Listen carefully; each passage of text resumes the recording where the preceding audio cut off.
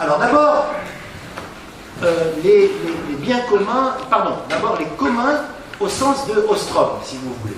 Hein, donc les communs au sens classique du terme, les fonciers, qui recouvrent pour l'essentiel des biens fonciers. On peut dire qu'on a un commun lorsqu'on a trois choses. Et ces trois choses sont indispensables. D'abord, il faut une ressource qui est mise en commun. Alors, cette ressource, ça peut être un pâturage, une forêt, un lac, etc. Donc, il faut une ressource.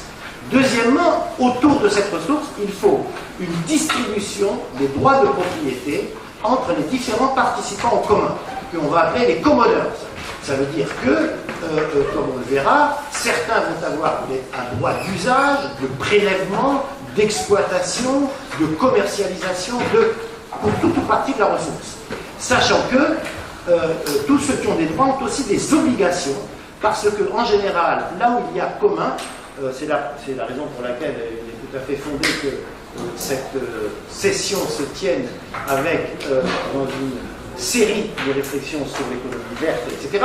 Là où il y a commun, il y a souci de reproduction de manière soutenable de la ressource. Bien. Et c'est la troisième chose, pour qu'il y ait un commun, il faut donc une ressource, il faut des ayants droit et des obligations, et il faut une structure de gouvernance qui assure la reproduction de la ressource à long terme.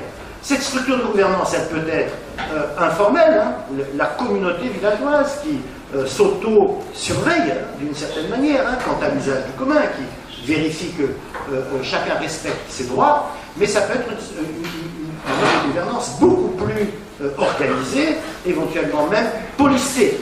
Le monde des communs n'est pas un monde de bisounours, parce que les contraintes de reproduction à long terme des ressources supposent qu'on y prenne garde. Hein, ça ne se fait pas de soi-même. Bien. Alors, je passe sur les détails. Ce qui est essentiel, d'ailleurs c'est ça qui nous distingue d'autres approches du commun, c'est cette idée qu'au cœur des communs, il y a un système de droits de propriété, de droits d'usage, de droits de prélèvement, de droits d'exploitation, de droits d'aménagement, etc., partagés entre commodores. Donc, ce qui est au cœur des communs, c'est un changement majeur dans la théorie des droits de propriété.